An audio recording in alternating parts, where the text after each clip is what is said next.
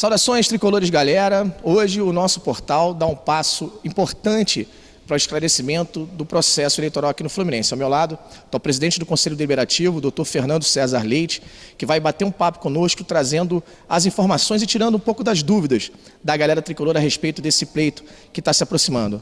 Doutor, em primeiro lugar, boa noite. Obrigado por nos receber aqui no seu tempo. Assim. Eu gostaria que o senhor começasse explicando para nós como é que vai se realizar esse pleito que está se aproximando aqui no Fluminense. Boa noite aos amigos do Saudações Tricolores. Bom, como todos sabem, nós tivemos uma Assembleia Geral no início do ano, onde houve uma reforma estatutária que permite ao presidente do Conselho Diretor, Pedro Abad, a antecipar o pleito, que normalmente seria feito, segundo o Estatuto, na segunda quinzena de novembro.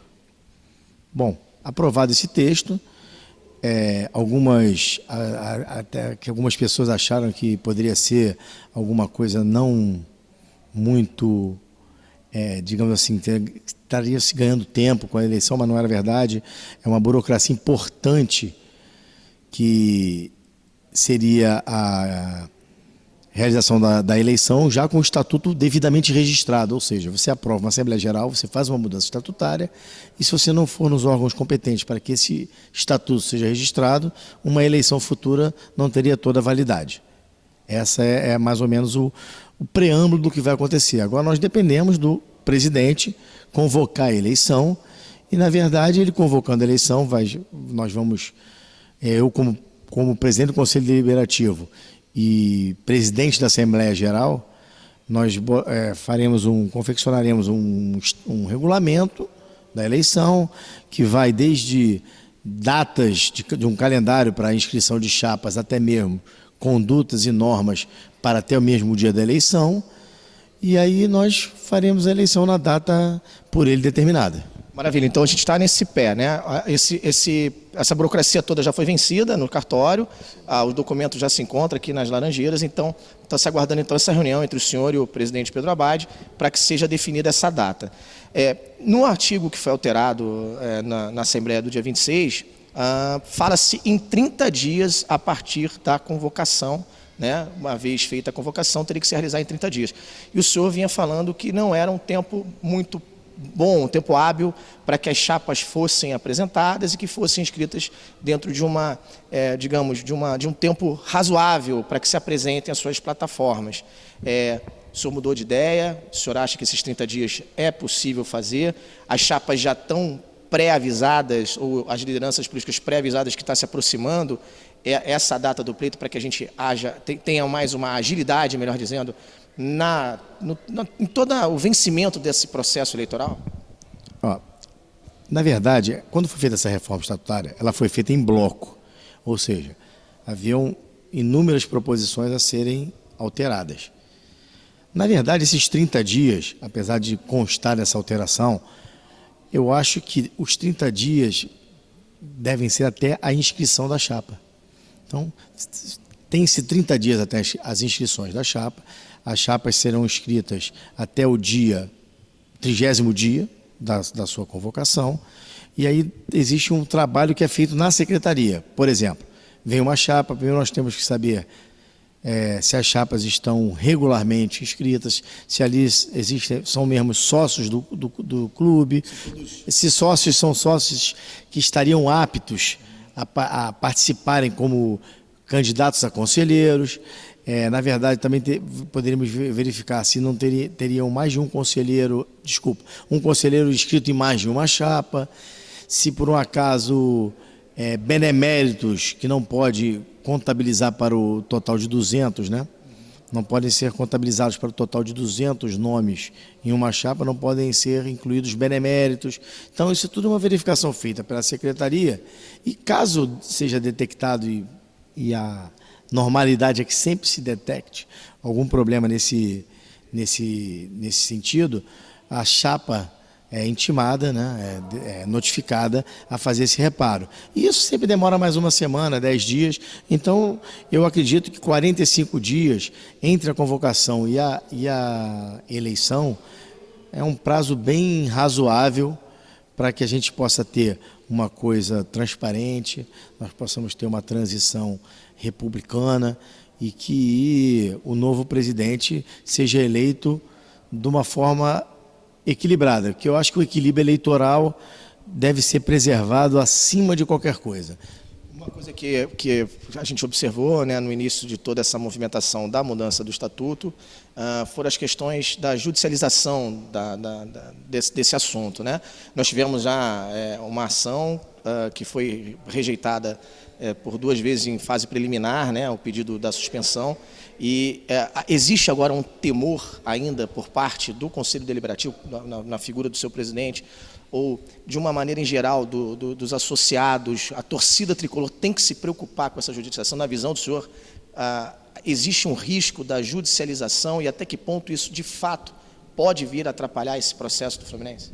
Bom, primeiro vamos falar desse primeiro processo. Esse primeiro processo, ele visou anular a Assembleia Geral que reformaria o Estatuto.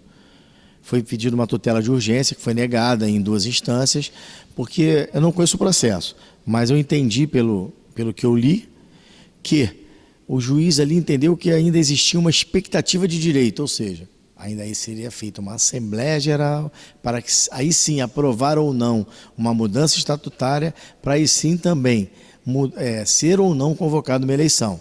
Eu acho que a partir de uma efetiva convocação, de uma nova eleição, já nos moldes do novo estatuto, aprovado naquela Assembleia Geral, nada impede de que uma nova ação, ou até mesmo essa ação que já está em curso, seja reavaliada pelo Judiciário e que se pleiteie alguém que se sentir de forma subjetiva com o seu direito violado, a procurar o Judiciário e obter uma garantia que, por exemplo, quem se habilitou como sócio do Fluminense em novembro de 2018, pensando isso como sócio contribuinte, e em novembro de 2017 como sócio futebol, para participar, para ajudar a eleger o mandatário do seu clube de coração, se ele se sentir que esse direito foi violado, cabe a ele buscar o Judiciário. Mas isso apenas é subjetivo de cada um. Cada um vai achar que, de repente, aquela pessoa acha assim, não, acho que eu posso até esperar mais um pouco para votar, mas eu acho que essa antecipação é importante. Outra pessoa pode já achar o contrário. Olha, eu me habilitei como sócio do Fluminense para poder participar da sucessão do presidente Pedro Abad. Eu estou me sentindo aviltado no meu direito, vou buscar a solução. E a solução qual é? Poder Judiciário. Entendi. A questão, voltando um pouquinho na questão da reunião que o senhor terá com o Abad, imagina-se que seja em breve, tem alguma previsão dessa reunião aconteça? Já foi assuntado uma data próxima para que ela aconteça? Sim, já tivemos uma conversa preliminar, nada muito profundo sobre essa questão. Ele me confirmou que os documentos já estavam no clube, que ele ia procurar o próprio jurídico interno do clube para poder começar a tomar as providências da convocação da eleição. Isso foi passado, aparentemente vai se escolher uma data importante. Eu acho que a gente tem que fazer as coisas dentro da transparência. Então, para que seja bem transparente, demore um pouco mais do que muitas pessoas querem, eu acho que eu ainda fico com o lado da transparência. Em relação a esse prazo, doutor Fernando, a gente percebe que no primeiro momento aqui na eleição, né, nós que acompanhamos o Fluminense em loco há bastante tempo, havia os ânimos estavam um pouco mais inflamados, vamos chamar assim, né? Existia uma disputa mais acirrada. Ao que nos parece agora é que as coisas estão um pouco mais calmas, os grupos políticos estão começando a se assentar em torno dos seus líderes políticos, em torno dos seus possíveis candidatos, para que a eleição transcorra agora. O senhor tem essa percepção também? Os ânimos deram uma acalmada com essa aproximação das novas eleições? Como é que o senhor vê hoje o momento político do Fluminense? Bom, realmente o momento político está bem mais calmo, inclusive em relação ao próprio presidente Abad. Eu acho que tudo isso é um reflexo, e eu venho defendendo isso desde que eu assumi a presidência do Conselho Deliberativo, que o futebol é o maior condutor disso. E, inegavelmente, dos 3 anos da gestão do presidente Abad, provavelmente esse é o melhor time que nós tivemos, dos três. E ainda com as perspectivas de novas contratações, da própria volta do Pedro ao time, isso tudo dá uma esperança à torcida de que dias melhores virão, não só no Campeonato Carioca, como Sul-Americana, Copa do Brasil e Brasileiro. E aquele que milita na política fluminense, antes de mais nada, é um torcedor. Então, se o time está indo bem, aquele que mesmo com a vontade, com a aspiração política de participar mais efetivamente da vida do clube, numa antecipação de pleito, ele serena um pouco, ele pensa mais um pouco, mas isso a gente tem que pesar também, que pode ser também transitório. Eu acho que o clube está mais calmo, existem projetos tocados aí pela gestão, que segundo até, não é nem passado pela própria gestão, porque eu não participo do Conselho Diretor, a minha questão agora é só no Conselho Deliberativo. Mas existem alguns projetos que estão sendo tocados e, inegavelmente, o ano de 2019 está sendo bem melhor do que foi 2018 e 2017. Maravilha. Só para a gente encerrar, doutor, o senhor era ligado, se eu estiver errado, por favor, me corrija, à coligação Fluminense Unido e Forte. Né? Já deu uma risadinha, acho que vai ter uma pequena correção aí, não tenho dúvida. Mas hoje o senhor é ligado a algum grupo político? O senhor pretende se posicionar nessa próxima eleição, apoiar algum grupo? Já foi convidado? Como é que está hoje o Fernando Leite dentro desse desenho político tricolor? Bom, só para esclarecer, na verdade, eu aderi à chapa do Abad pela candidatura do então candidato Cacá Cardoso, que veio a ser, inclusive, eleito vice junto com o presidente Pedro Abad. Essa, que nem eu chama de frente única do Fluminense, né, que era a antiga, que chamava de FUF, eu não participo de nenhum grupo político.